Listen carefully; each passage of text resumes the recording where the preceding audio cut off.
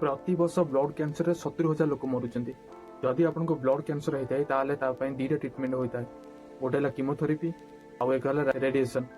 जदि ये दीटा ट्रिटमेंट जदि फेल हो जाए से लोक को बचाई एक आउ एक उपाय थाए, ताहला ब्लड स्टेम सेल डोनेट करा जाए। आपन को अन्य लोक ठारो ब्लड रो स्टेम सेल आनी निज बॉडी रे इंजेक्ट करबा पड़िबो।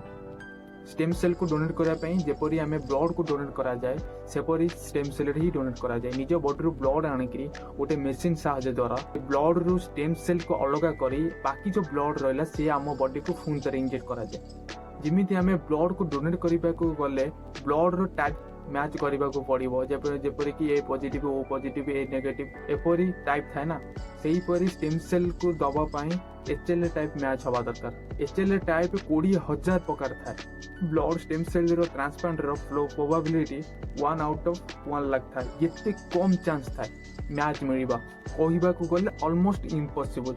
एही जगह एक कंपनी आसुची सी होची डीकेएमएस, जोटा कि नॉन प्रॉफिट ऑर्गेनाइजेशन।